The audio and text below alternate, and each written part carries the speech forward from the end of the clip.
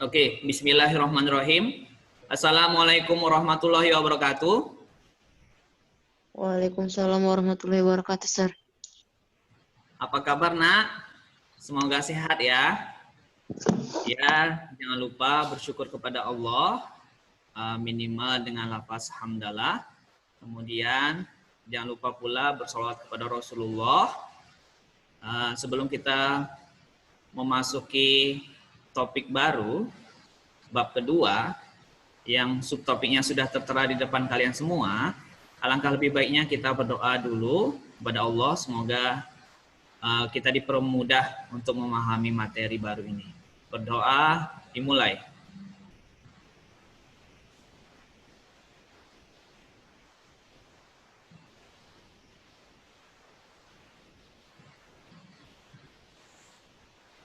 Berdoa boleh selesai. Oke, Nak. Jadi di pagi ini kita akan mempelajari tentang ini subtopiknya saya namai sendiri ya. Jadi diadaptasi dari buku, yaitu tentang entalpi dan perubahan entalpi serta hubungannya dengan energi dalam dan kalor. Dengan saya, guru pengampunya, Jam'an Fahmi.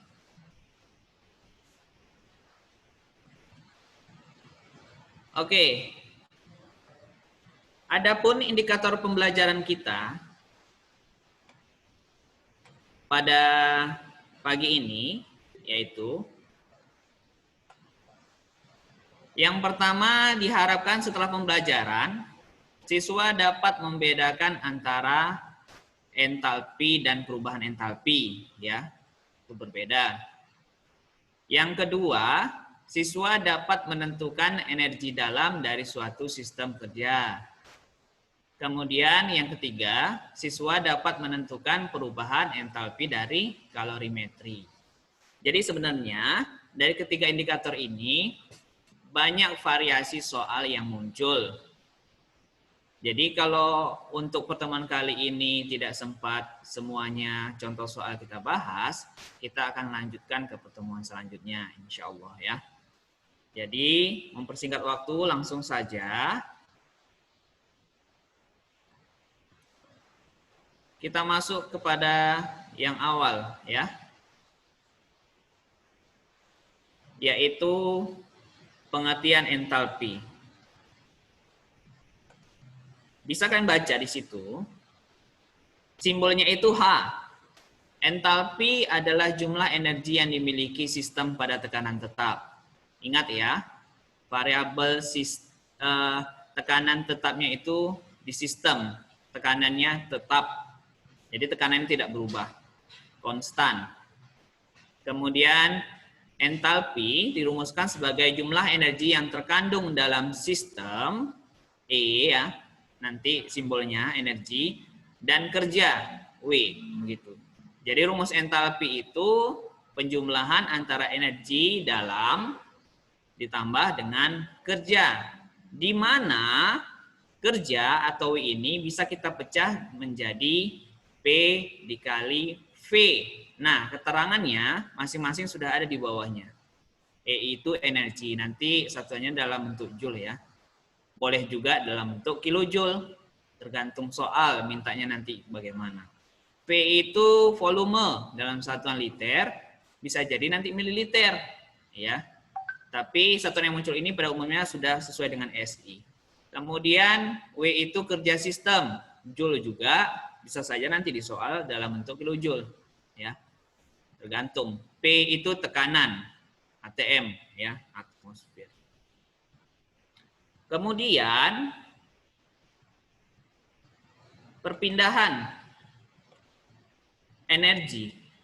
Jadi energi itu bisa berpindah ya, sama seperti pelajaran energi di SMP dulu. Banyak penerapannya dalam kehidupan sehari-hari. Kemudian energi juga bisa bertransformasi ya. Ada hukumnya yang berbunyi energi tidak dapat diciptakan dan dimusnahkan, tetapi hanya bisa bertransformasi. Jadi di sini energi dalamnya dibuat dan dinyatakan dalam hukum termodinamika yang pertama, yaitu delta E sama dengan Q ditambah W. Nah, di sini masing-masing sudah ada keterangannya ya. Bisa kalian lihat. Q itu bisa bernilai positif, bisa bernilai negatif karena dia berpindah ya tadi. Saat dia bernilai positif, sistem menerima panas. Itu artinya. Kemudian saat Q bernilai negatif, berarti sistemnya melepaskan panas. Untuk W, kerja tadi ya, kerja. W positif artinya sistem melakukan kerja. Sementara kalau W bernilai negatif, artinya sistem dikenai kerja. Begitu. Bagaimana dengan E? E juga begitu, ada perpindahannya. E positif saat energi diterima sistem. Sementara E bernilai negatif saat energi dilepaskan oleh sistem. Begitu. Jadi ada contoh soal seperti berikut. Katanya sebuah motor listrik menghasilkan 15 kilojoule energi tiap detik sebagai energi mekanik dan kehilangan 2 kilojoule sebagai panas. Berapa perubahan energi dalamnya? Oke, mari kita kerjakan ya. Saya pindahkan dulu merahnya. Oh, sorry. Berapa perubahan energi dalam? Oke, kita selesaikan. Penyesalan ya. Penyelesaian maksudnya. Jadi mengingat rumusnya dari energi dalam perubahannya itu adalah penjumlahan antara kalor dengan kerja tadi ya. Ini rumusnya. Tinggal kita maknai apa saja data yang diketahui di contoh soal. Jadi katanya kehilangan berarti positif atau negatif? Tandanya kita buat kehilangan berarti dilepaskan. Artinya dia bernilai negatif ya, negatif 2 begitu. Sementara ini sebagai W berarti 15 kilojoule. Menghasilkan itu sama dengan melepaskan, sama dengan kehilangan. Artinya dia juga bernilai negatif. Berarti negatif 15. Begitu ya. Jangan lupa dua-duanya dalam satuan kilojoule. Negatif 2 dikurang 15. Berapa nak? Perubahan energi dalamnya? Negatif 17 kilojoule. Oke, begitu ya cara mengerjakannya. Next, hukum kekekalan energi tadi sudah saya sebutkan ya, seperti bunyinya itu. Nah, yang perlu diperhatikan di sini bahwa nilai energi itu sendiri tidak dapat diukur. Nah, yang dapat diukur hanyalah perubahan energi itu. Makanya fokus kita nanti di persimbolan delta E atau merujuk kepada indikator utama kita, indikator pembelajaran ya, yang utama kita yaitu perubahan entalpi yang disimbolkan dengan delta H, gitu ya. Jadi sama antara energi sama entalpi sama-sama tidak dapat diukur. Yang dapat diukur adalah perubahannya. Begitu ya nak ya. Perubahannya yang dapat diukur. Oke. Kita lanjut.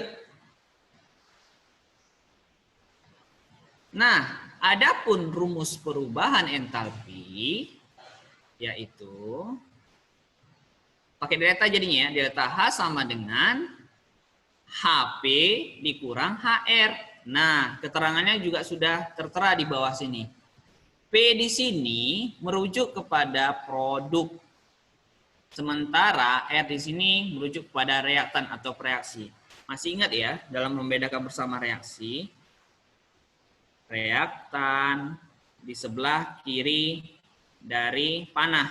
Sementara di sebelah kanan panah namanya produk. Bahasa lainnya ini pereaksi, ini hasil reaksi. Jadi nanti merujuk ke delta H-nya kanan dikurang dengan yang kiri, gitu ya. Produk dikurang dengan reaktan. Ada lagi keterangan tambahannya. Apa itu? Nah, ini nanti berhubungan dengan reaksi ya, reaksi eksoterm dan endoterm. Bila H produk lebih besar dari H reaktan, maka delta H bertanda positif. Nah, berarti terjadi penyerapan kalor dari lingkungan ke sistem begitu. Ya. Nah, bila H reaktan lebih besar dari H produk, maka delta H bertanda negatif.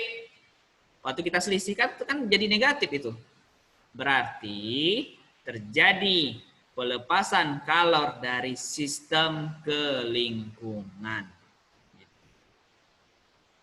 Ya, itu pemahamannya ya. Nanti insya Allah bagian reaksi ini akan kita praktikumkan, insya Allah.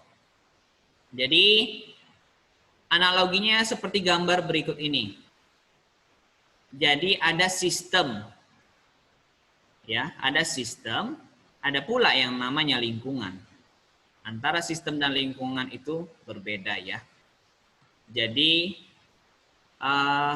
analogi yang lebih sederhananya bisa begini. Misalnya ada instruksi untuk kalian, anak-anak semuanya, coba perhatikan saya.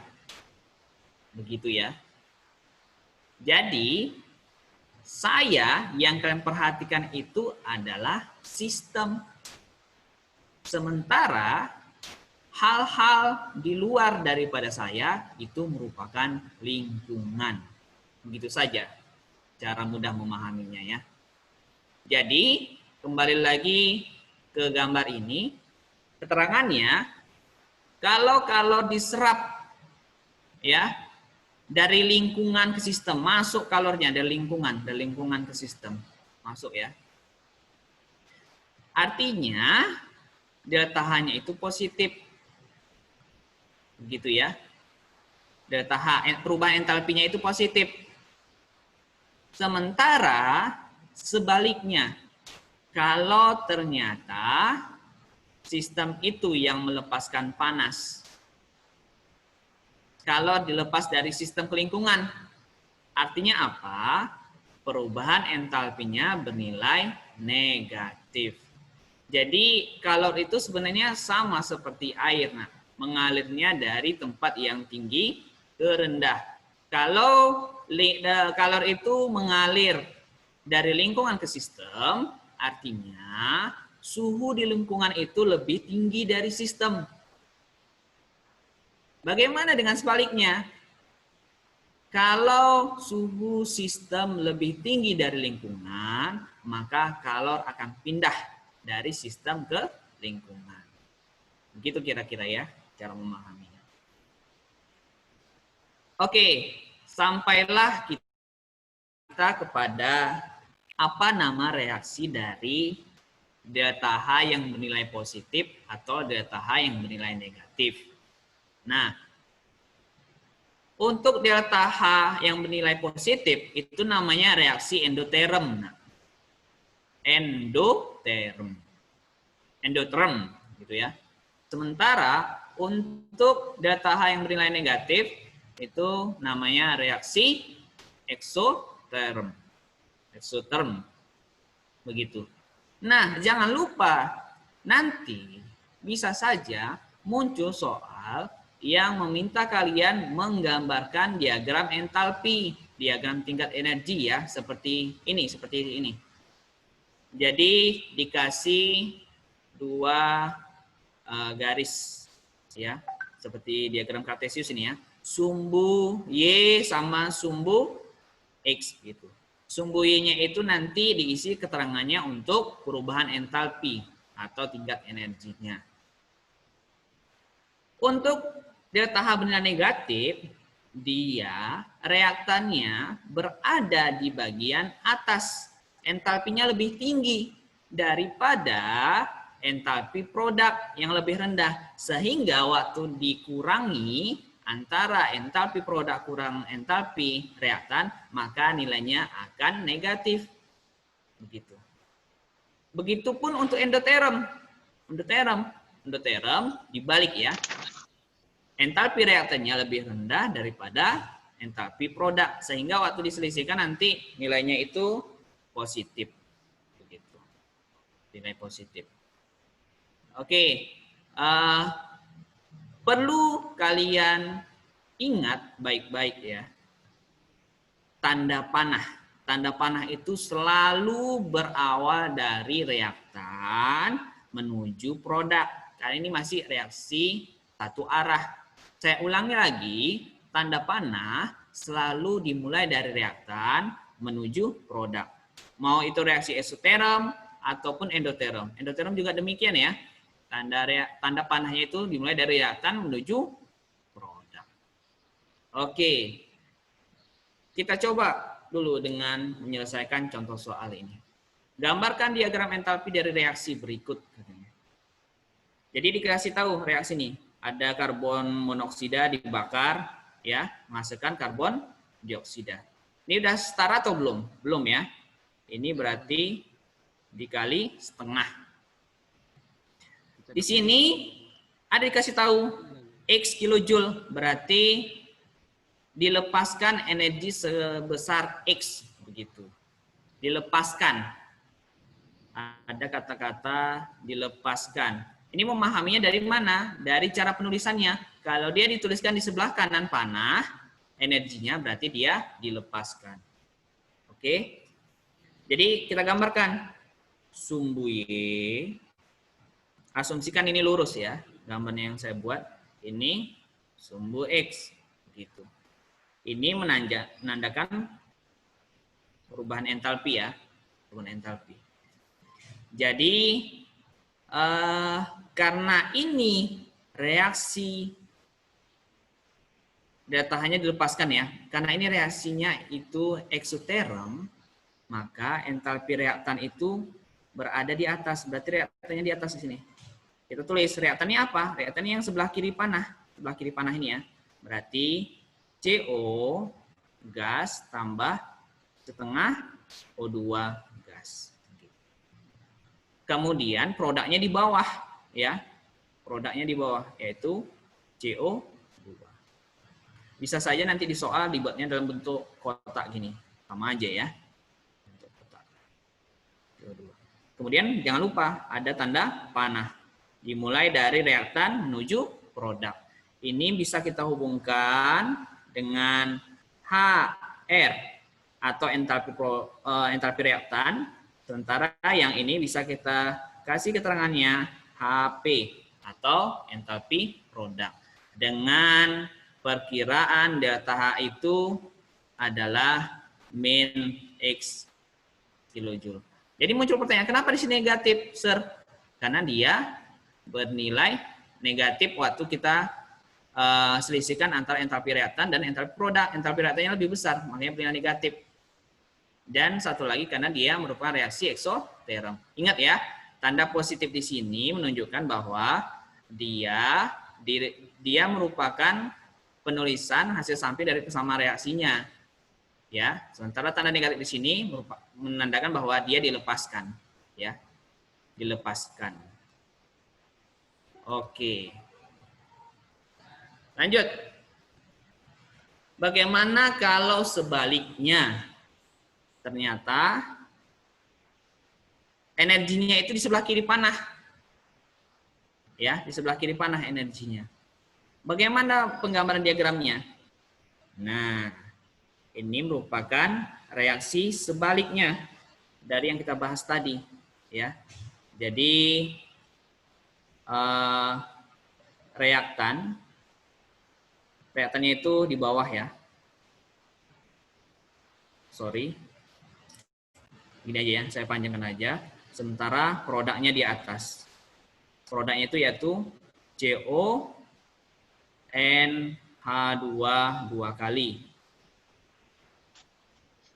Sementara reaktannya itu CO NH2 dua kali, ini S ya, padat, urea, padat. H2O, liquid. Jadi panahnya dari bawah ke atas. Dengan ketentuan delta H-nya ditambah V kilojoule. Karena dia merupakan reaksi endoterm. Ini berarti dia menerima, ya, menerima energi sebesar V kilojoule. Begitu ya. Ini endoterm. Sementara yang atas tadi ini exotherm. Oke, inilah hubungan entalpi dengan kalor. Hubungan entalpi dengan kalor. Ada persamaan reaksi yang pertama, ini sudah kalian lihat tadi. Tapi kan kita mau menilai perubahannya, makanya pakai delta, ya, delta. Kenapa V-nya tidak pakai delta? Karena sudah dikasih tahu di awal bahwa tekanan itu tetap. Kemudian ada persamaan reaksi yang lain lagi. Ini dari energi dalam tadi ya, penjumlahan kalor dengan kerja. Ingat, W sistemnya itu adalah minus, ya, karena nanti dilepaskan, ya. Jadi substitusikan persamaan 3 dan 4 dengan 2. Ini W-nya diganti dengan P, delta P, tapi W-nya W sistem, makanya ini negatif. Makanya ini negatif, ini positif, hilang. Sampailah kesimpulan bahwa H sama dengan Q. Atau bisa nanti kalau kita masukkan istilah perubahannya juga, pada tekanan tetap perubahan entalpi sama dengan kalor yang diserap atau dilepas.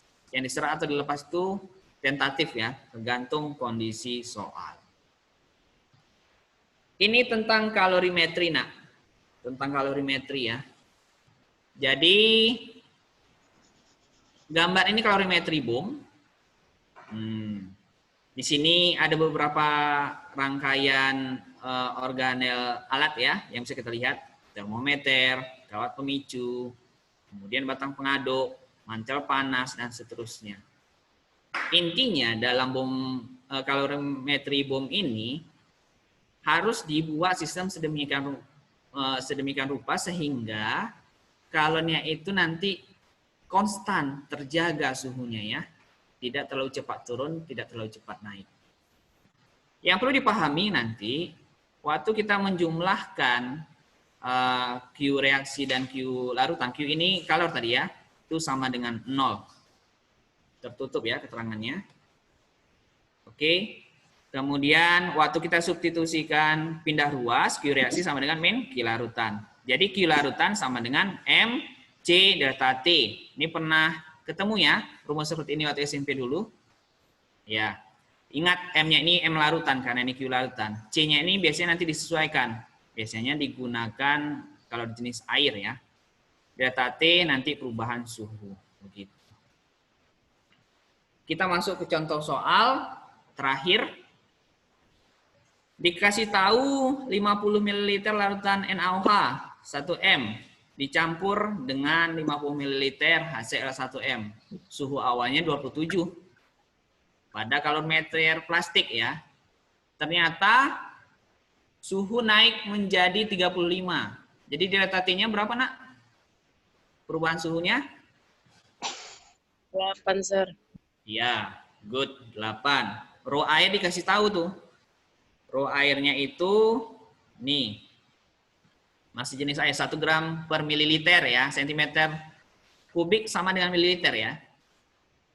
Kemudian kalau jenis air ini juga dikasih tahu 4,18 joule gram Kelvin, berarti suhunya dalam bentuk Kelvin. Ini kalau kita substitusi ke dalam kita konversi ke dalam satuan Kelvin, selisihnya kan tetap 8 ya. Tetap 8. Jadi tentukan besarnya dari tahap penetralan bla bla bla bla bla. Oke. Kembali lagi ke rumus. Nanti antara perubahan entalpi dengan Q reaksi dihubungkan dengan jumlah mol, ya. Ini saya buat mol reaksi pembatas aja, nak, ya. Mol reaksi pembatas atau mol hasil, tergantung lah nanti. Bentar lagi saya tunjukkan ya maksudnya. Jadi karena di sini Q reaksi, kalau kita konversi ke Q larutan menjadi min kan, sesuai dengan persamaan yang barusan. Larutan per mol, ya, sama mol reaksi pembatas. Ini kalau kita pecah berarti menjadi min massa larutan, ya, dikali dengan MCC. Kalau jenis air biasanya diasumsikan sama ya, antara kalori jenis air dengan sampel, kemudian dikalikan dengan delta T, dibagikan dengan mol reaksi atas. Oke, dari sini kita mulai kerjanya ya. Saya pindahkan dulu bagian fotonya biar tidak menghalangi. Kita mulai mencari massa larutan dulu. Massa larutan itu merupakan penjumlahan antara massa si NaOH. Nih, grup band aryl yang baru ya. Massa NaOH dengan massa HCl. Begitu. Jadi massanya dapat dari mana? Kan dulu dikasih tahu tuh, ada rumus massa jenis, mencari massa jenis merupakan perbandingan massa dengan volume. Nah, kalau kita mau cari massa, tinggal dibalik rumusnya ya. Begini ya. Ini dipakai air. Sementara volumenya volume larutan ya. Massa air 1 gram per cm kubik atau mililiter. Volume dari si masing-masing kita pakai nih ya. Ini kita buat dulu massa si NaOH dulu, kita cari. Massa NaOH. Massa NaOH. Jadi ini dikalikan dengan 50 ml. Nih, coret. Hasilnya dapat 50 gram. Sama halnya dengan mencari massa si HCl ya, nak. Dengan cara yang sama, kebetulan angkanya sama, alhasil bisa kita simpulkan bahwa ini merupakan massa si HCl juga. Bisa ya? Biar tidak terlalu lama. Oke, jadi massa larutannya berapa? Totalnya berarti massa larutan kalau kita jumlahkan 50 tambah 50 gram. 100 gram. 100 gram. Udah, ketahuan satu data. Data ini udah dikasih tahu, data ini udah dikasih tahu. Tinggal ini yang kita cari, mol reaksi pembatas. Nah, masih ingat materi dari stokiometri dulu, kita buat bersama reaksi ya. Jadi ada NaOH direaksikan dengan HCl menghasilkan NaCl tambah H2O. Begini ya. Ini nanti kita cari molnya berapa. Begitu. Cara mencari molnya, mol itu kan beberapa rumusnya ya. Bisa dengan, karena ini dikasih tahu antara volume dengan molaritas, berarti bisa kita peroleh dari mengkalikan molaritas dengan volume. Nah, ini kebetulan volumenya dalam satuan mililiter. Jadi nanti bisa kita konversi langsung di awal atau di akhir aja. Karena ini mililiter, berarti nanti waktu kita kalikan antara 50 kali 1 ya. 50 ml kali 1 itu menjadi 50 milimol. Atau kalau dikonversi menjadi mol berarti 5 kali 10 pangkat minus 2 mol. Gitu ya. Ini mol NaOH. Mol HCl gimana? Sama. Ini 50 ml dikali 1 M menjadi 50 milimol. Atau sama dengan 5 kali 10 pangkat minus 2 mol ya, mol. Ini minus 2 nih ya. Entah kenapa tulisannya tertarik ke atas. Jadi, waktu kita substitusikan kemari persamaannya, ini 5 kali 10 pangkat minus 2. Ini 5 kali 10 pangkat minus 2. Bereaksi. Sisa. Siapa yang menjadi reaksi pembatas, nak? Diketahui 2 mol dari 2 reaksi. Jumlahnya sama, koefisiennya sama. Yang mana yang menjadi reaksi pembatas? Dua-duanya bisa. Tapi salah satu aja kita pilih ya. Bisa ini. Bisa ini, bisa ini. Jadi kurangi dengan angka itu juga. Habis ya. Kurangi dengan angka itu juga habis. Bisa ini, bisa ini. Ini menjadi mol reaksi pembatas di sini. Atau bisa juga yang dihasilkan. Ya, ini sama ya. 5 kali 10 pangkat minus 2 mol juga nanti. Yang kita substitusikan. Oke, tinggal beralih kembali ke rumus ini. Ke rumus ini ya. Ini. Jadinya, delta H, karena delta H yang ditanya, sama dengan min, massa larutannya 100 gram dikali 4,18 Joule per gram Kelvin dikali 8 Kelvin per 5 kali 10 pangkat minus 2 mol. Dapatlah nanti minus sekian. Ya, minus sekian Joule per mol. Gitu. Oke, ini resource saya nak dari e-book Budi Utami ya. Kemudian ada gambar juga saya ambil.